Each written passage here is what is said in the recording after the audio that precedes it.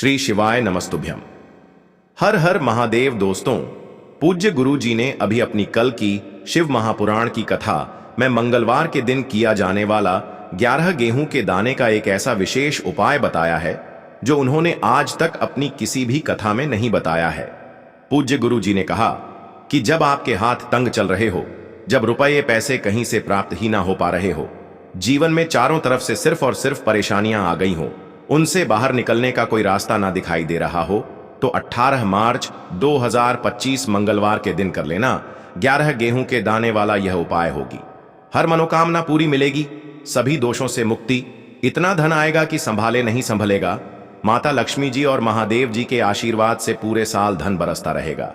दोस्तों, जैसा कि आप सभी लोग जानते हैं कि 18 मार्च 2025 यानी मंगलवार को पड़ रही है चैत्र महीने की चतुर्थी तिथि। और दोस्तों, ये वह तिथि है जो चैत्र महीने में पड़ने वाली सबसे बड़ी और चैत्र महीने की पहली चतुर्थी तिथि है, क्योंकि यह मंगलवार के दिन पड़ रही है और हमारे हिंदू धर्म में इसका बहुत ही बड़ा और विशेष महत्व होता है। पूज्य गुरु जी ने कहा है कि अगर कभी भी मौका लग जाए और चैत्र महीने की चतुर्थी तिथि मंगलवार को पड़ जाए तो आप लोगों को सिर्फ और सिर्फ 11 गेहूं के दाने वाला उपाय तो अवश्य ही करना चाहिए, क्योंकि इन दोनों तिथियों का संयोग बहुत ही कम आता है।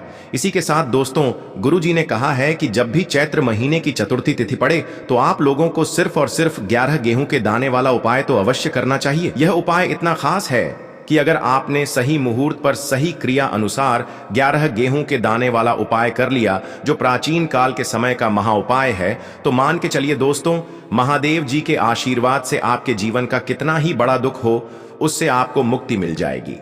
आपकी कोई भी मनोकामना हो, मान लीजिए आप नौकरी की तैयारी कर रहे थे तो आपकी नौकरी लग जाएगी, आपका बंद पड़ा व्यापार चल पड़ेगा, और दोस्तों, आप जिस बीमारी से आप बहुत दिनों से परेशान थे, उस बीमारी से आपको मुक्ति मिल जाएगी। आपके जीवन में धन आना शुरू हो जाएगा, आपके जीवन में धन आने के नए नए रास्ते खुल जाएंगे, और मान के चलिए दोस्तों, फिर आपको किसी भी प्रकार की परेशानी का सामना नहीं करना पड़ेगा। इसीलिए दोस्तों, 18 मार्च मंगलवार के दिन आप लोगों को इस वाले उपाय को जरूर कर लेना है। भले ही आपने पूरे साल भर इस उपाय को ना किया हो, पर अगर आपने इस चैत्र महीने में पड़ने वाली चतुर्थी के दिन अगर इस वाले उपाय को कर लिया तो आपको इस उपाय को करने का वह फल मिलेगा जिसकी आपने कभी कल्पना भी नहीं करी होगी। इसीलिए आप लोग इस 11 गेहूं के दाने वाले उपाय को एक बार जरूर कर लेना, ताकि आप लोगों के हाथ से यह मौका न जा सके और आपको इस उपाय को करने का फल मिल सके। दोस्तों, यह उपाय पंडित जी ने अपनी अभी की ही शिव महापुराण की कथा में बताया है, जो इस उपाय को आज हम आपको बहुत अच्छे से समझाने वाले हैं। इस वीडियो को देखने के बाद इस उपाय को समझने के लिए आपको कोई और वीडियो को देखने की जरूरत नहीं पड़ेगी। तो दोस्तों, इस उपाय को आपको कैसे करना है, कब करना है, कहां पर करना है, और उपाय को करते समय आपको किन किन गलतियों को नहीं करना है और आपको किन किन बातों का ध्यान रखना है, ये सारी जानकारी हम आपको इस वीडियो में देंगे। तो चलिए भक्तों, उपायों को शुरू करते हैं। अगर आप भी चाहते हैं कि महादेव जी का आशीर्वाद आप पर सदैव बना रहे तो वीडियो को लाइक करें, चैनल को सब्सक्राइब करें और कमेंट बॉक्स में हर हर महादेव जरूर लिखें, और अपने फायदे के लिए, गरीबी दूर करने के लिए इस वीडियो को पूरा देख कर जाना। यदि आज आपने वीडियो को बीच बीच में से देखा, काट काट कर देखा, तो जीवन में आपको कभी सफलता हासिल भी नहीं होगी। देखिए दोस्तों, यह 18 मार्च मंगलवार चतुर्थी का दिन यह इतना खास होता है, इतना महत्वपूर्ण होता है। देखा गया है कभी कभी बड़े बड़े पूजा पाठ अनुष्ठान से जो मनोकामना पूर्ण नहीं होते, वह 18 मार्च मंगलवार के दिन एक छोटे से उपाय करने से ही आपकी मनोकामना पूर्ण हो जाती है। देखो, गुरु जी ने कहा है कि अगर मंगलवार के दिन चतुर्थी तिथि पड़ जाए तो इस दिन आपको 11 गेहूं के दाने वाला उपाय तो अवश्य ही करना चाहिए। देखो, यह उपाय यदि आपके जीवन में कर्जा बहुत अधिक है, आपके जीवन में संकट बहुत अधिक रहते हैं, आपके ऊपर बहुत अधिक विपदा आ रही है, बार बार आपको अपने व्यापार में और अपने धन में हानि देखने को मिल रही है, यानी कि आपको प्रत्येक कार्य में हानि हो रही है, तो आपको यह उपाय करना चाहिए। देखिए, इस उपाय के लिए आपको 11 गेहूं के दाने आपको लेने हैं। ठीक है, 11 दाने लेने के बाद में आपको जरूरत होगी चावल के दानों की। 11 चावल के दाने और 11 गेहूं के दाने, और चावल के दाने खंडित नहीं होने चाहिए। अब आप कहोगे, भैया गेहूं कहां से लेने हैं? देखो, आपको किसी भी किराना स्टोर पर गेहूं के दाने आपको आसानी से मिल जाएंगे, जाकर ले लेना। ठीक है ना? 11 गेहूं, 11 चावल के दाने लेने हैं। साथ ही साथ आपको एक तांबे का लोटा लेना है, और उस तांबे के लोटे में आपको जल भरना है। जल आपका खुद के घर का होना चाहिए, मंदिर का नहीं होगा। अब आप ये सब सामग्री लेकर पहुंच जाओगे महादेव के शिवलिंग के पास में। शाम के टाइम पे प्रदोष काल में देखो, जब आप ये उपाय कर रहे हो तो अपना फेस रखना उत्तर दिशा, नॉर्थ डायरेक्शन की तरफ। अब यहां पर जो मैं आपको क्रम बताने जा रहा हूं ना, उस मेरे क्रम को बहुत ध्यान से सुनिए। महादेव को अगर कोई सबसे प्रिय है ना, तो उनकी सबसे छोटी पुत्री जिनका नाम है माता अशोक सुंदरी, जो आपके पास में चावल के 11 दाने हैं ना, उन चावल के 11 दानों को माता अशोक सुंदरी के स्थान पर आपको अपना नाम और गोत्र बोलते हुए समर्पित कर देने हैं, है ना। और चावल के दानों को रखने के बाद में जो आपके पास में तांबे का लौटा है ना, उस तांबे के लौटे को कहीं पे भी हम जल नहीं चढ़ेंगे। सिर्फ और सिर्फ माता पार्वती का जो हस्त कमल आपको दिख रहा है, यहीं पे गोल गोल आपको समर्पित करना है, उसी जल को, और कहीं नहीं। ना तो माता अशोक सुंदरी के स्थान पर, ना तो शिवलिंग के ऊपर, सिर्फ आपको यहाँ पे गोल गोल जलाधारी पर आपको उस जल को समर्पित करना है। अब आपके पास में बचे हुए हैं 11 गेहूं के दाने और बचे हैं। उन्हीं 11 गेहूं के दाने को आपको अपनी मनोकामना, अपने विशेष कहते हुए महादेव के शिवलिंग के ऊपर अगर आप मंगलवार के दिन प्रदोष काल में समर्पित कर देते हैं तो आपकी जो भी मनोकामनाएं होंगी, जो भी विश होंगी, महादेव पूरी जरूर करते हैं। अन्न को समर्पण करने से, उस खासकर गेहूं को समर्पण करने से हमारी इच्छाएं पूरी होती हैं।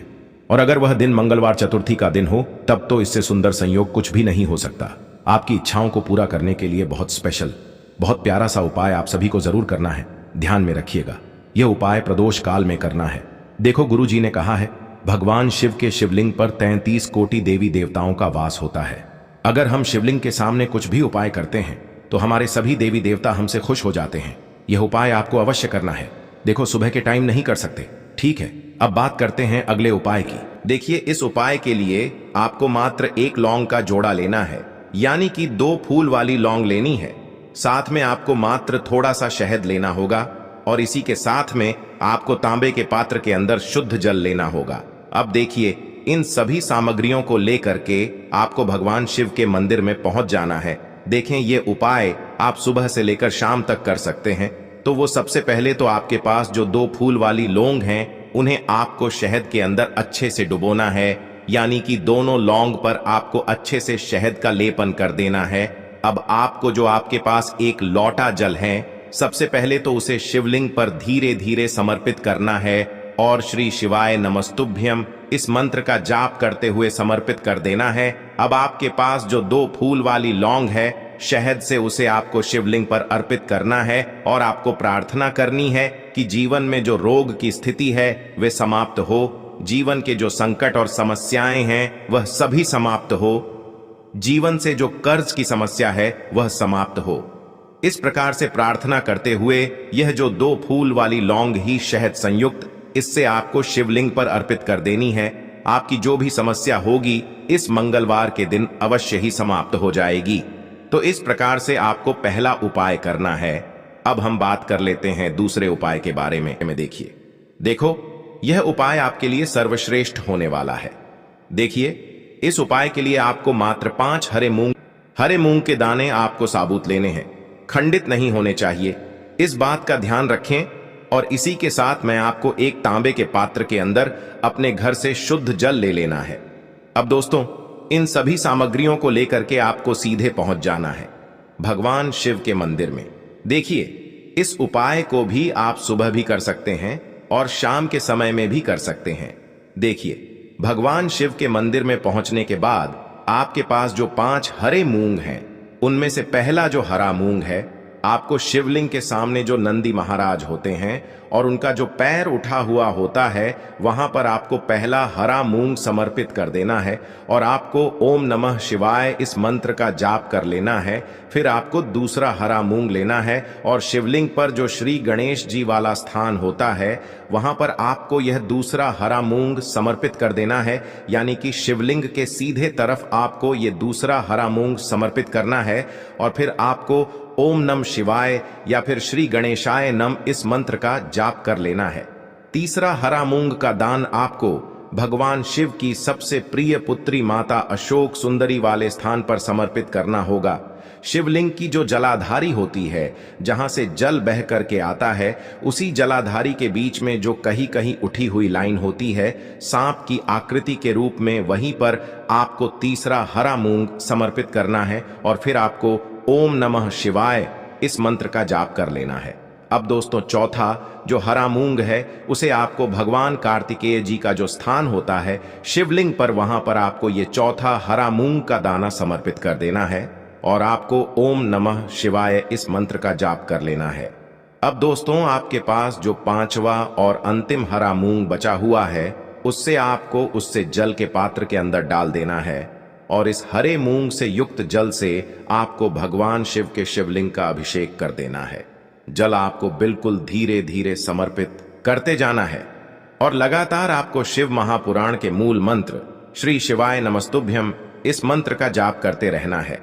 फिर आपको शिवलिंग के सामने बैठकर, यदि आप अपने बच्चों के लिए ये उपाय कर रहे हैं, यदि आप अपने बच्चों की बुद्धि, ज्ञान और विवेक के लिए उपाय कर रहे हैं, तो उसके लिए आपको प्रार्थना कर लेनी है, या फिर व्यापार में वृद्धि करने के लिए ये उपाय कर रहे हैं तो उसकी कामना करते हुए आपको प्रार्थना कर लेनी है, या फिर अपनी नौकरी के लिए कर रहे हैं, या फिर अपने इंटरव्यू के लिए, या फिर धन की प्राप्ति के लिए कर रहे हैं। जिस भी कामना के लिए आप उपाय कर रहे हैं, उसे परिपूर्ण करने के लिए आपको महादेव से प्रार्थना कर लेनी है और फिर आपको वापस अपने घर आ जाना है। पूज्य गुरु जी ने कहा है कि जो भी व्यक्ति इस उपाय को कर लेता है, तो यकीन मानिए आपके जीवन की जो सारे संकट, कष्ट और बाधाएं ही वो सभी समाप्त होंगे। अब हम बात करते हैं अगले उपाय की।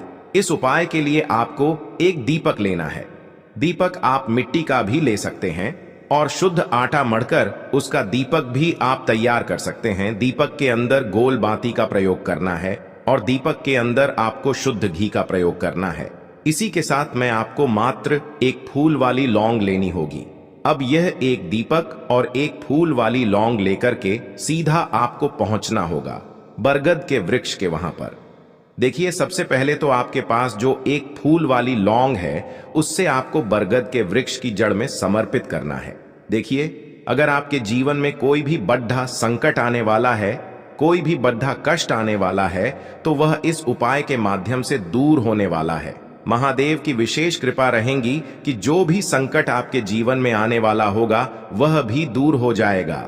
तो आपको एक लौंग समर्पित करनी है बरगद के वृक्ष की जड़ में, और वहीं पर आपको जो है गोल बाती वाला दीपक जो आप लेकर के गए हैं, उससे भी वहां पर प्रज्वलित कर देना है। वटकेश्वर महादेव का स्मरण करते हुए देखिए, जब भी आपको जीवन में इस साल लगने लगे कि आपके जीवन में कुछ भी अच्छा नहीं चल रहा है, तब भी आप कोई उपाय करना है, तो इस प्रकार से आपको ये उपाय करना है। अब हम जान लेते हैं चौथे विशेष उपाय के बारे में। देखें, यदि आपके विवाह में, शादी में कोई भी समस्या आ रही है, यदि आपका जो कर्ज है वह दिन पर दिन बढ़ते ही जा रहा है, तो आपको ये चमत्कारी उपाय करना चाहिए। कोई भी समस्या अगर जीवन में है, तो उसे दूर करने के लिए आप कोई उपाय करना चाहिए। मंगल दोष से जुड़ी हुई समस्या भी है, तब भी आपको ये उपाय करना चाहिए। देखिए, इस उपाय के लिए आपको एक तांबे के पात्र के अंदर अपने घर से शुद्ध जल लेना है और इसी के साथ में आपको एक चुटकी लाल चंदन लेना होगा। अब आपको क्या करना है कि जो लाल चंदन आपने लिया है, उसे आपको उससे जल के पात्र के अंदर डाल देना है और ये जल्द जो है आपको लाल चंदन से युक्त तैयार कर लेना है। और ये लाल चंदन से युक्त जल आपको भगवान शिव के मंदिर में लेकर के पहुंचना है। लेकिन ये उपाय भी आप सुबह से लेकर के शाम तक कर सकते हैं। अब दोस्तों, ये जो लाल चंदन से युक्त जल हैं, इससे आपको भगवान शिव के शिवलिंग पर धीरे धीरे अर्पित कर देना है और आपको लगातार श्री शिवाय नमस्तुभ्यम इस मंत्र का जाप करते रहना है। देखिए, यदि आपके जीवन में विवाह से जुड़ी समस्या चल रही है, तो आपको मंगलेश्वर महादेव का स्मरण करना है और जीवन में अधिक कर्ज की समस्या है, तो आपको आरण मुक्तेश्वर महादेव का स्मरण करना है। देखना, एक दिन आपकी सब तरह की समस्या जल्दी ही समाप्त हो जाएगी। तो इस प्रकार से आपको ये चौथा उपाय करना है। अब हम जान लेते हैं अंतिम और पांचवें उपाय के बारे में। देखिए, मंगलवार का दिन है और हनुमान जी भगवान शिव के रुद्र अवतार हैं, तो यह उपाय और भी खास हो जाता है। तो ये जो उपाय है, विशेषकर आपको हनुमान जी के वहां पर ही करना होगा। देखिए, जब भी आपको ऐसा लगने लगे कि आपके जीवन में जो कर्ज है वह समाप्त ही नहीं हो पा रहा है, दिन प्रतिदिन बढ़ते ही जा रहा है, कष्ट जो है वह दिन प्रतिदिन बढ़ते ही जा रहे हैं, कष्ट जो है वह समाप्त ही नहीं हो पा रही है, यानी कि जीवन में जब भी कोई विपदा आती है, संकट आता है, तो हमें संकट मोचन हनुमान जी के मंदिर में जाना चाहिए। लेकिन यह उपाय बहुत ही खास है। इस उपाय के लिए आपको एक चौमुख दीपक तैयार करना होगा। आपको एक दीपक लेना है, दीपक के अंदर 4 बातियां लगानी है। देखो, बाती के लिए आपको मोली वाला धागा आता है कलावा का, उसकी भी बना सकते हैं, या फिर आप सफेद रुई की जो बत्तियां हैं उन्हें भी बना सकते हैं। अब आपको लेना है एक कटोरी सरसों का तेल, और अब इस दीपक के अंदर या तो आपको चमेली का तेल डालना है, या फिर जो आपने एक कटोरी सरसों का तेल लिया है उसमें आपको सरसों का तेल डालना है। और इसी के साथ में आपको मात्र एक फूल वाली लौंग भी लेनी है। देखिए, अब जो ये दीपक है और लौंग है, इन दोनों का आपको हनुमान जी के मंदिर में लेकर के पहुंचना है। अब सबसे पहले तो ये जो चौमुखी दीपक है, इसे आपको हनुमान जी के सामने प्रज्वलित करना है। दीपक को प्रज्वलित करने के बाद आपको वहीं पर एक बार हनुमान चालीसा का पाठ करना है, या फिर आप आरणमोचक मंगल स्तोत्र का पाठ भी कर सकते हैं। अब आपके पास जो एक फूल वाली लोग है, उनसे आपको अपने सीधे हाथ में रखना है। आपको प्रार्थना करनी है हनुमान जी से कि जीवन की जो भी संकट है, विपदा है, वो सभी आपकी कृपा से दूर हो। और ये जो एक लौंग है, इससे भी आपको उससे चौमुखी दीपक के अंदर डाल देनी है और अपनी मनोकामना बोल देना है। गुरु जी कहते हैं कि कुछ दिनों में ही आपकी सब मनोकामना पूरी हो जाएगी। तो इस प्रकार से ये सुंदर सा और सरल सा उपाय करना है। बात कर लेते हैं जो कि है तुलसी जी के पत्तों का बहुत ही चमत्कारिक उपाय। देखिए, हम सभी के घरों में माता तुलसी का पौधा अवश्य ही होता है। तो देखिए, हमें तुलसी जी के पौधे से सबसे पहले तो 3 पत्ते तोड़ने हैं। तो देखिए, तुलसी जी के आपको 3 पत्ते तोड़ लेने हैं, और इन तुलसी जी के पत्तों को तोड़ने के बाद आपको एक छुटकी हल्दी भी अपने साथ में लेनी है। हल्दी के अंदर आपको जल मिलाकर के पेस्ट के रूप में तैयार करना है, और इसी के साथ में आपको एक दीपक भी लेना होगा। दीपक आप मिट्टी का भी ले सकते हैं, आटे का भी ले सकते हैं, और इस दीपक में आपको शुद्ध घी डाल करके इसमें आपको लंबी रुकी बाती का प्रयोग करना है। देखिए दोस्तों, आपके पास है 3 तुलसी जी के पत्ते। तो पहला जो तुलसी जी का पत्ता है, उस पर आपको सबसे पहले तो जो आपने हल्दी ली है उसकी एक बिंदी लगानी है। और पहला जो तुलसी जी का पत्ता है, आपके घर में भगवान विष्णु का चाहे कोई सा भी स्वरूप हो, चाहे लड्डू को गोपाल जी का स्वरूप हो, या फिर भगवान कृष्ण की आपके मंदिर में प्रतिमा हो, या फिर भगवान श्री राम की प्रतिमाएं, उनके सामने आपको पहला तुलसी जी का पत्ता अर्पित करना है। अब देखिए दोस्तों, आपके पास जो 2 तुलसी जी के पत्ते हैं और आपके पास जो एक दीपक हैं, इन्हें आपको लेकर के पहुंचना है अपने ही घर में तुलसी जी के पौधे के पास में। देखिए, सबसे पहले तो आपके पास जो 2 तुलसी जी के पत्ते हैं, उन पर भी आपको हल्दी की एक एक बिंदी लगानी है, और उन दोनों ही तुलसी जी के पत्तों को आपको अपने घर में तुलसी जी के पौधे के वहां पर ही अर्पित कर देने हैं। और इस प्रकार से यह दोनों पत्ते भी तुलसी जी के पौधे के पास में अर्पित करने के बाद अंत में जो आपके पास एक लंबी बाती का दीपक है, इसे आपको तुलसी जी के पौधे के पास में ही प्रज्वलित कर देना है। जो भी व्यक्ति अपने ही इस प्रकार से तुलसी जी के 3 पत्तों का यह उपाय कर लेता है, तो उसका परिवार हमेशा खुश रहता है। उसके परिवार में कभी भी कोई भी संकट उत्पन्न नहीं होता।